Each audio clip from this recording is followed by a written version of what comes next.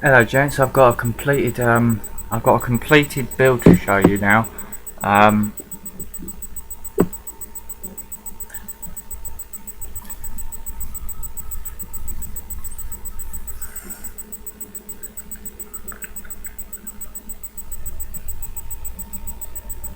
Hello gents, I've got a completed build to show you now. The identity of which I'll reveal when I do the shout outs. After I've done the shout outs. So yeah, basically your wait is nearly over, gents. Till I reveal the identity of this mystery completed build. Basically, basically, before I do the reveal the mystery build, reveal the identity of the mystery build, I'll do shouts then. Model Pro 72 Lenny, basic modelling Rob, basic modelling Rob, Aaron Newlands, Atomic Dog 32 Brian, Alex Modelling, Cledo 1 Lewis, making models again Gary, Shane Highland, Waterloo, Mark O'Neill, Nigel Wells, Cohen, C, Waterloo 745, John, Ron Blanche, Lon 757, Pete, Lon 757, Pete, That's Guy and Spartek, RASDV, Callum Wilding,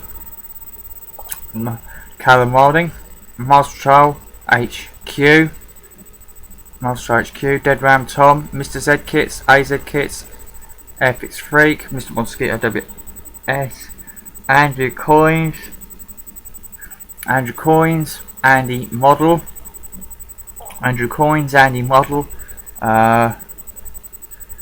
Trainboy 220, Golden Eagle, James Dog 64, Cool Fan JU, Child Modeler, Crazy Kit Builder, Crazy Modeler, Hobby Modeler, UK Scale Modeler, Mr. Great Models. Do looking forward to your next update. Looking forward to your next update. Paul Marsh, Engine Dot Ms. VV, Stephen M and Dan Ely Modelling, and Dan Ely Modelling. Dan, Max, Marin, Eddie, Media, Coachy, Q, Chloe, Mum, Hayley, Billy, June, Greg, Lynn, Lenny, Ashley, Alex, Andrew, Gavin, George, Tom, Tristan, John, Joe, Sam, Caroline, Luke, Lisa, Lucy, Louie, Debbie, Diggs, Nan, Nico, and Charlotte. Speak soon, maybe see you soon. Right, gentlemen, you are now going to see. I'm now going to reveal what I've been working on for the last couple of days. For the last 2 weeks. It is this. This is my fully completed. This fully completed is Airfix's 172 scale Yakolev Yak 9D. It's the old Airfix starter set. So I'll give you a good look. So this is a complete build. I've been working on this for the last 2 weeks, purely because I thought I'd lost a component for my hat. I wanted a break from the Harrier for a while, and I wanted to do a quick build, and I wanted to go back to the basics, really, gents, of building a build how I used to, without taking photos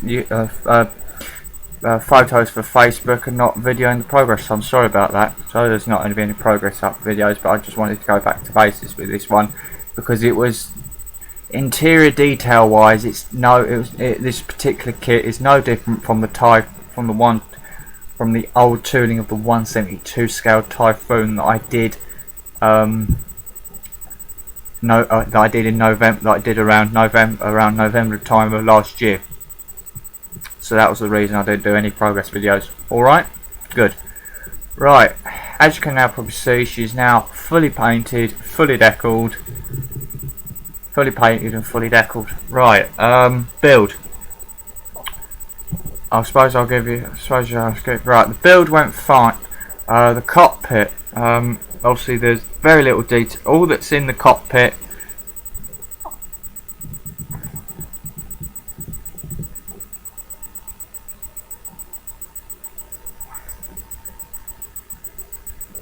this is not going to do it because there's a propeller in a way.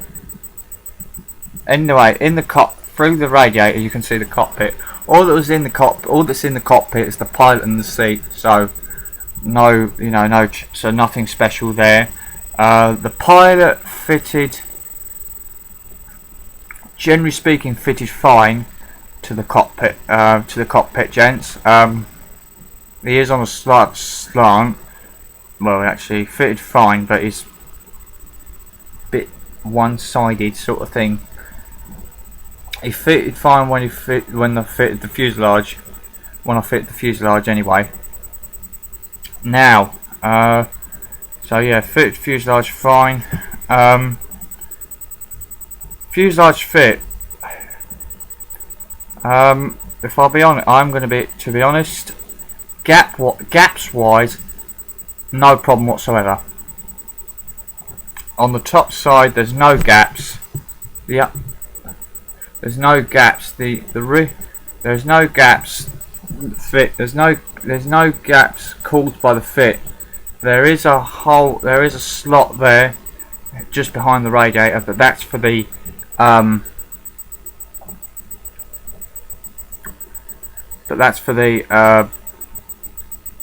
that's for if you want to fit a stand. And to be honest, I'm not gonna fit it. I'm not gonna fill it because then it gives you a chance to have a look inside the cockpit from the bottom. See the cockpit, see the back of the pilot, and same with the air intake. I'm not going to fill that in because it allows you to see the pilot as well.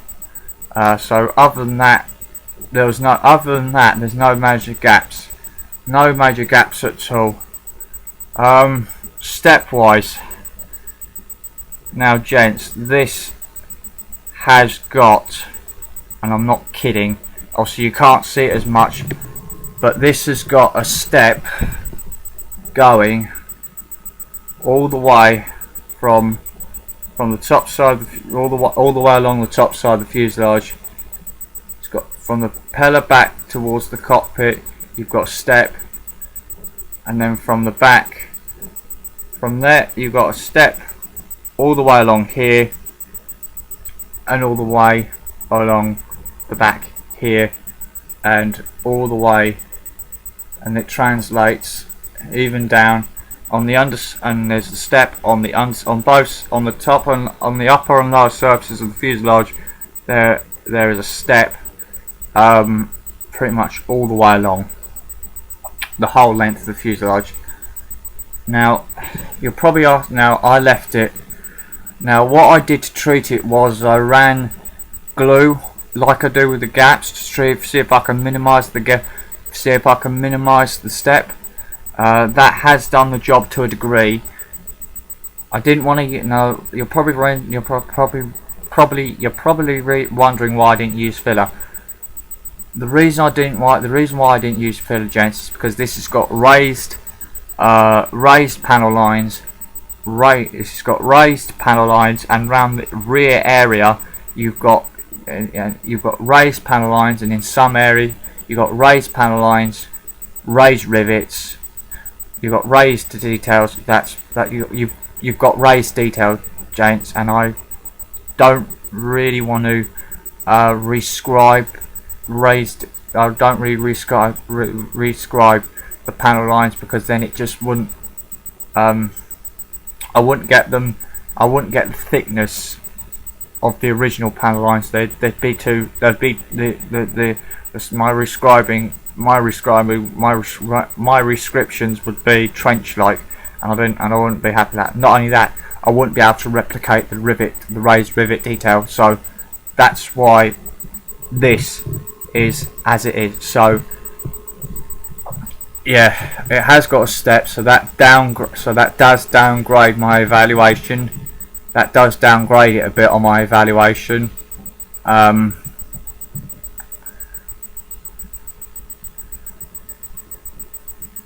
So the fuselage fit was stepped, was flawed by the step. It's got a step that I can't fix. Well, I could fix, but I don't want to lose the raised detail, you see. And then on the underside, actually not underside, the wing to fuselage join, spot on, no steps. Wing to fuselage join, there are no steps or gaps whatsoever. There's no steps or gaps. There's no steps or gaps in terms of wing, in terms of natural fit. Well, wing route wise, there's not a step. There is a step on the top side.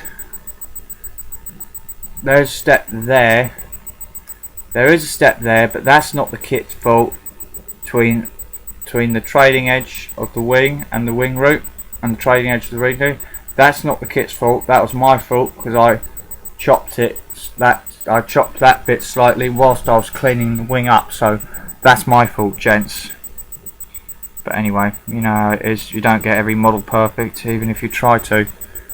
Even if you strive for perfection, sometimes you end up causing defects where you're trying to get the perfect, perfect wing, where you get perfect surfaces on the wing, on the leading edge and the trailing edge of the wing. So that step there, where my fingernail is my fault. That's my fault. And there was no other, apart from the fuselage step. The fuselage step, because of the kit, the fuselage step is the poor fit, is due to poor fit. That step there is due to my mistake. So that I'm not going to be degrading. I'm not going to be degrading the kit of that. That's my mistake alone. And then so yeah, and then the landing gear fitted on fine. No steps, no gaps in terms of between wing to leg join. In terms of wing to leg join, all good fitters, no steps, no gaps. And then the tail, and same for the tail wheel. The elevators, again, there's no steps or gaps on them at all. Or you've got no steps or gaps on. You've got no steps or gaps on them at all. Yes, one is slightly higher than the other, but that doesn't. Yes, one's slightly higher than the other, and they are curving a bit in terms, and they're bent, and they are curved, and they are on an angle a bit. But yeah, that's the only one. That's the only way I could get them to fit without there being any gaps, you see. So that's why there's no gaps. Yes, the tail planes are slightly out of shape, but then having said that, at least it stops the gaps, the steps and the gaps. So yeah, and of course the canopy. The canopy initially didn't fit. Then I pushed it down a bit, and of course, because the step of the fuselage, the canopy is like it way as it is. So the canopy fit fine after some tweaking, but obviously because of the step of the fuselage, it's a bit lopsided sort of thing. So yeah. So yeah, that's the. So anyway, that's gone through the fit. Fit wise, that's the fit. That's anyway. I've gone through how everything fitted. So I suppose you're wondering colours. Well, all the way through, colours wise, the cockpit. Not that you're seeing now. Not you're going to see it all the buttoned up. Cockpit is dark green. Cockpit's all dark green. The interior of the fuselage behind the cockpit and the engine bay, that's black. Is black. Both the engine bay, which is here, and the rear of the cockpit, which is here down to here, is all black. The pilot is dark green. The pilot's seat is dark green. So that's the interior. Interior of the wheel wells, dark wheel wells and tail wheel are dark green. And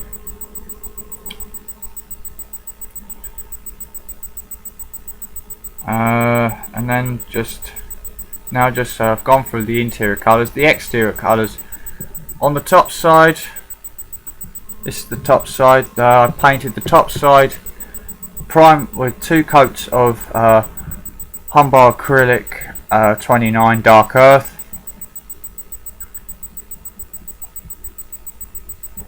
And then second coated with Humbrol 29 dark earth, 2 coats. Then I coated the underside. In Humbrol matte acrylic 165 light aircraft blue.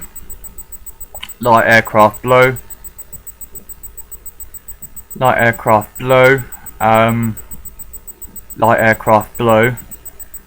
And then I went back onto the top side to paint the green camouflage, the dark earth dark green camouflage. So there's the camouflage.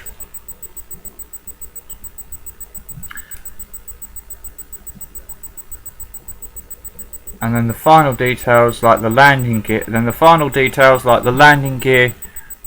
landing gear legs, the actual steel, the metal rods, the landing gear legs, the metal ones, the metal ones were painted Humbrol. Painted Revell enamel silver, Revell 90 silver, Revell enamel silver number 90. Because that's the silver I trust, you see, gents. And then the wheel well, and then the wheel doors, the streamline fairings of the wheel doors. That's that one there, and that bit, which is on that side, and that side were painted on the inside, were painted dark green, same as the interior of the wheel well. And then the outside aircraft blue, like the airframe. The wheels were painted, the rims were painted aircraft blue. Obviously the outside rims you can't see because the wheel door covers them up.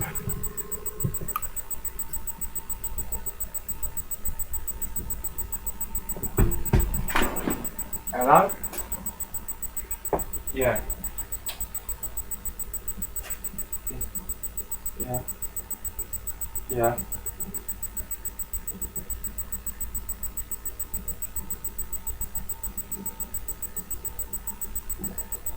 Roger that.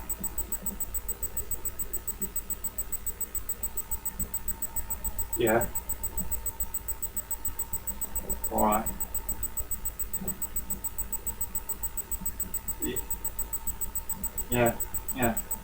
Yeah, we'll make it quick because I'm shooting. I'm shooting the video for the act. Yeah. Alright, we'll do. Love you. Bye.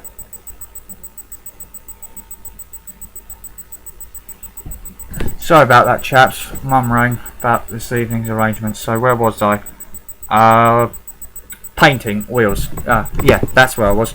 The rims I painted light aircraft blue, both sides, and then I retouched up the actual tread part, the black tread part of the wheel. The black tread part of the wheel, the tread part of the wheel with 33 matte black. 33 matte black, and that's the same for the those wheels. The tail wheel, I painted the actual metal suspension strut thing silver, Humbrol Revell silver, and then I painted the actual wheel itself in all black. The wheel doors on the inside I painted green, on the outside I painted blue, same colour as the underside of the airframe. And then the only other touch-ups I made is I repainted the inside of the radiator in black, which is why there's a black mess round about where this wheel door is. Just there, there's a bit of paint there, so that's there's a bit of paint there, which is a bit of black paint there where there shouldn't be. But hey ho, to touch up, sometimes you can't always get touch ups smack right, gents. So yeah, that's the reason that's like that. And then I just touched up the inside of the wheel of the air intake, that side and that side. So that's the painting. And then the only other painting I've done was the two guns on the nose, which is there and there. And the other fuselage airframe, in terms of fuselage and a wing painting, is the guns there and there. Then I painted the prop, which is, as you can see, it's matte 33 matte black, and I painted the tips Humbrol acrylic 24 trainer yellow. Painted it trainer yellow. Now the paint instruction on the back of the start set box don't say to paint the tips, but on doing a bit of little research, doing a bit of research on it, I've noticed that most of the Yak 9Ds that I've picked, from what pictures I've seen, they've got the propeller tips painted yellow, and we know that is anyway. To avoid, if you paint it like a bright colour like yellow, it stops the ground crew. Then that way the ground crew knows the propeller's there, sort of thing, and so it's when it's turned, so when the engine's ticking, when the aircraft's ticking over, they know not to walk into the propeller.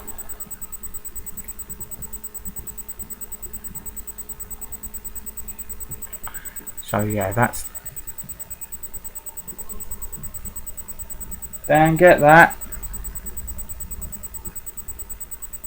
That's.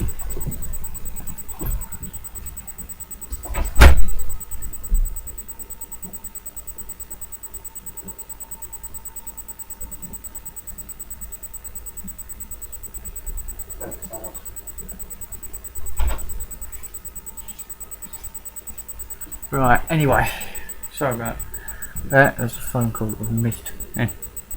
Anyway, right, where was I?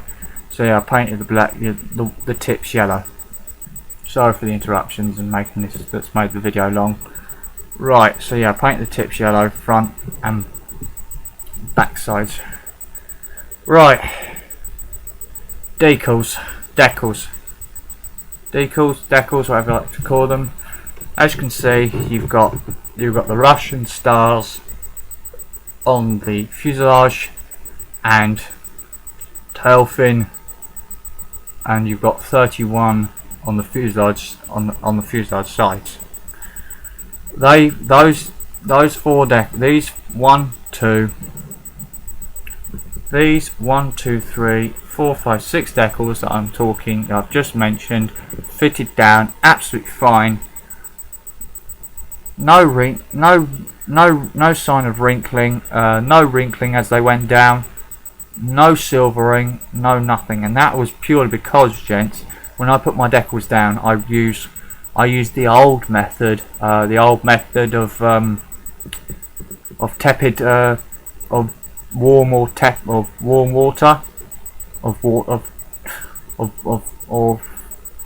warm tepid / hot water of hot water to put them down. So yeah, and they bedded down really well, because you can I can't see any no carrier film, no silvering caused by air getting underneath the carrier film or anything like that.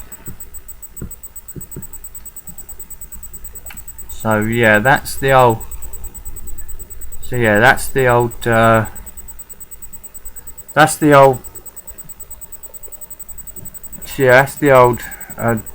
decals.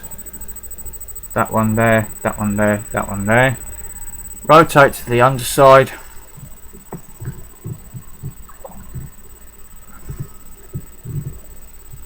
Yeah, rotate to the other side. Now rotate to the top side. On the top side of the main wing, as you can see, there are no decals whatsoever. Now I don't know. Now there are no decals for the top side of the wing. I don't know why that is. It's probably because the Russians. I mean, I don't know this. I'm probably presuming the Russians didn't like putting markings. Didn't like putting markings on the top side of the wing. On the top side of the wing. If that was, I don't know why they didn't. I don't know why the kit don't come with markings. If anyone knows why Russian aircraft, if anyone knows why piston engine Russian World War II aircraft do not have markings on their top wings, give us PM. Please write down in the comments. Below when I upload the vid. All right, good. So yeah, no decals on the top side of the wing. On the underside, you've got 2 ground decals. You've got two Russian Star decals for the underside. I presume the underside ones are for ground troop recognition, so that the guys on the ground can recognise their own aircraft from the Jerrys, from the Germans. So yeah.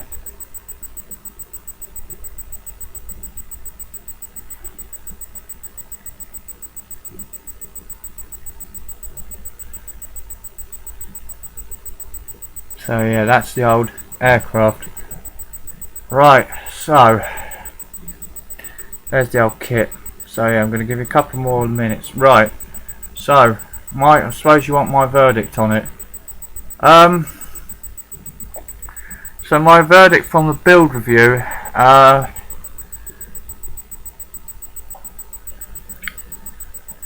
I'm going to give this a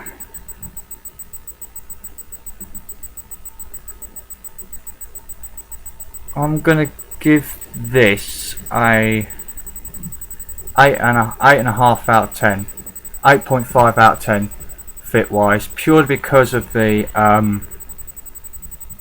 step that runs from the propeller all the way to the tail, all the way to the tail, and all the way round to the underside of the aircraft.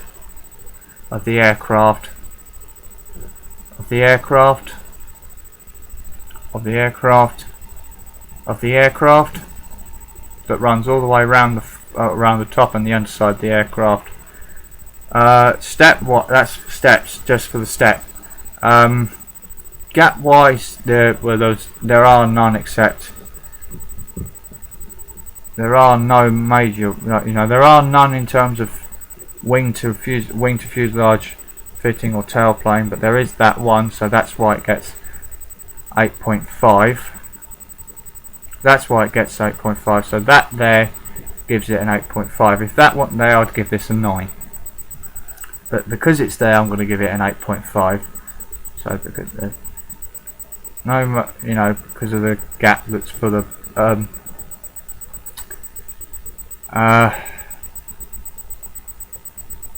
stand. If you want to fit a stand, you can put it in there. So yeah, 8.5. 8.5 for fitting, for overall fit 8. Overall fit 8.5. Painting is obviously down to me, so that would be, I vote my painting for 10 out of 10, because obviously the paints that I used to paint downs went down really well. Went down really well, and obviously then the decals went, I give 10 out of 10 to as well. So my score of it, bear in mind the 8.5 on the fuselage fit, on the fuselage steps, the fuselage step and the gap on the underside is 10 plus 10, that's 20. So out of a possible 30 out of 30, out of 30 marks, I give this 20. I give this a 28.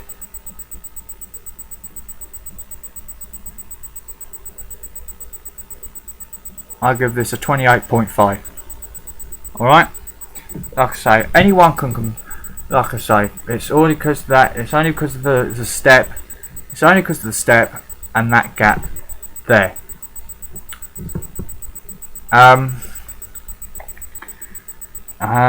So yeah, and then, so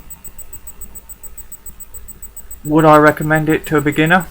Yeah, I would recommend it to a beginner, because it's actually a pretty easy kit to put together.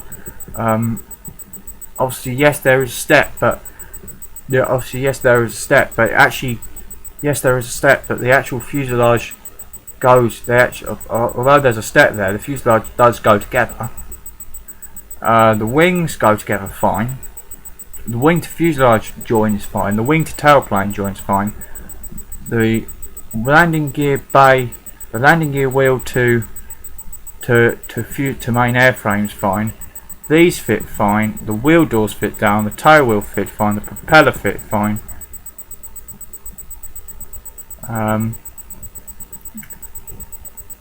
The radio mast fit fine initially, but then it started to go a bit diagonally. The canopy, and also, yeah, that's the other reason why I gave it the 8.5, because of the canopy fitting a bit offside, because the canopy fits a bit offside due to the step.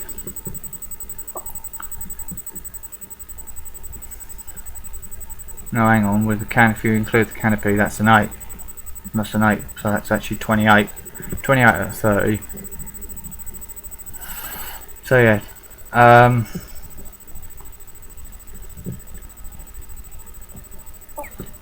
yeah, I'll give you a couple more. So yeah, a couple more minutes.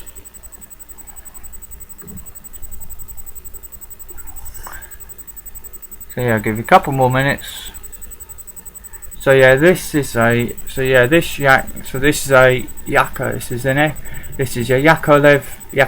Yak 9D of the Russian Air Force in 1940, in the summer of 1944. So yeah, I'll give you a couple of more. So yeah, while I talk, so yeah, this is that. So So yeah, this was a lovely. Apart from the steps, this was a bit of a nice break to do. Well, it was not a nice break, but it was a break. It was a good break to break away from the Harrier. So a good break away from the Harrier sort of thing. So yeah. So I suppose so now, gents, I'm going to be cracking back on with the Harrier. All right. So next video will be the Harrier update. All right. Like I said, I've taken some pictures and I'll combine. I did pictures for Nigel Wells for the final reveal of Nigel Wells' group build video.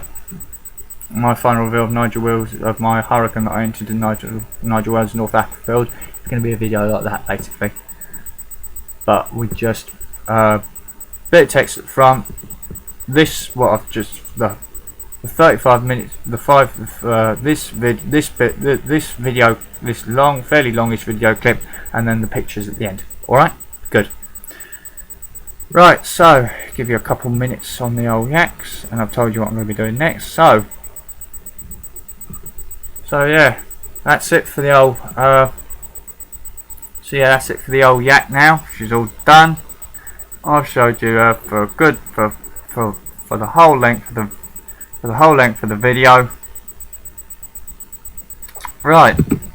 So yeah, that was my complete build, gents. Hope you liked it. Any advice you can give me regarding fixing steps with raised detail would be great. Well, I'd be truly grateful of fixing aircraft, kits, the old kits from the old Airfix kits from the 60s with raised detail, and you get steps on, and you need to fix steps, like put filler on steps. That'd be grand. So yeah, thanks for watching this video, really, gents. And before I cut the video, as per normal, paint it. So till the next video, paint your hands and face, glue on your hands and face.